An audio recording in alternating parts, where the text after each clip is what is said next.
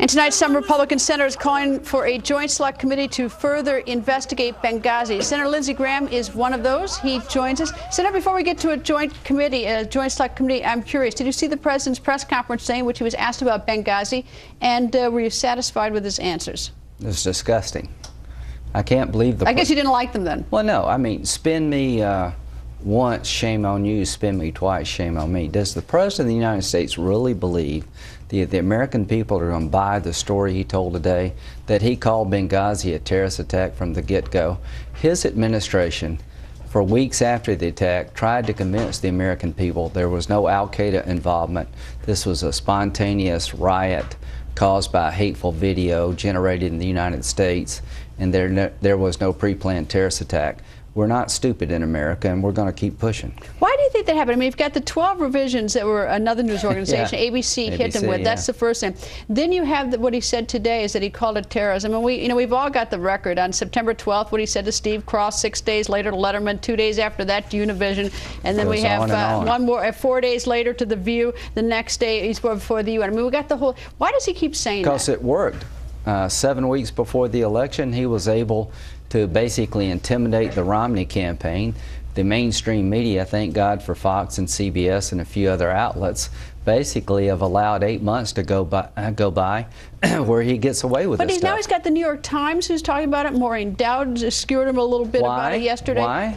Because people like us have been pushing. Well, okay, and so Greg Hicks came forward. All right. Well, those who all those news organizations could take their bow for whatever they did do or didn't do. But now we're at a point where the president. Because of the whistleblowers. Okay. All right. We're now at that point. So why is what I don't get is why the president is still taking the position today. He believes that he can keep denying the obvious and it will work. Well, it's caught up with him. The fact of the matter is this administration manipulated the evidence that was abundant about a terrorist attack. If you put in one column all the evidence of a pre-planned terrorist attack involving Al-Qaeda and the evidence that says this was a spontaneous event caused by video, it's not even close. There's really no evidence to suggest what Susan Rice said, and the president himself said it for 2 weeks. This is 7 weeks before an election.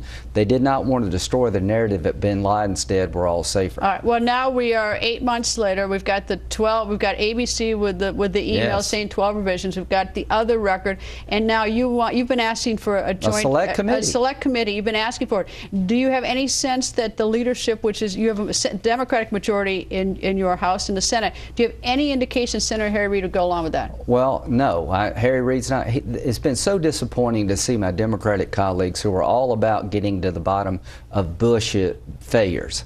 You know, when Abu Ghraib came up, I said, this is not a few MPs. This is system failure. When people said in the Bush administration, Iraq's just a few dead enders, things are going well. Well, they weren't. We didn't have the right strategy. Benghazi's a failed foreign policy strategy.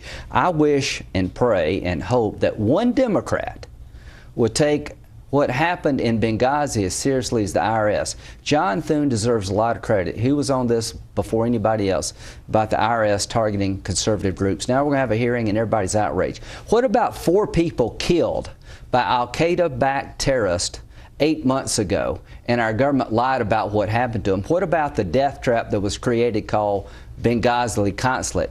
What about the 7.5 hours they were being attacked and nobody could come to their aid? Where's the outrage there? The American people deserve answers, and our president has been misleading.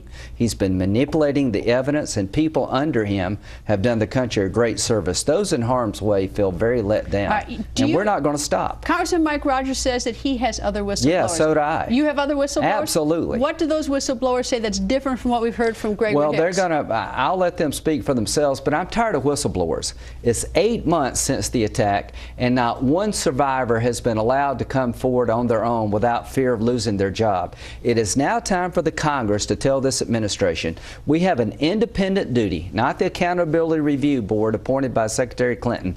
The Congress has an independent duty. We should call every survivor before the Congress, protecting their identity if necessary, to get to the bottom of this. I can't believe after 8 months the American people have not heard from one survivor other than a whistleblower.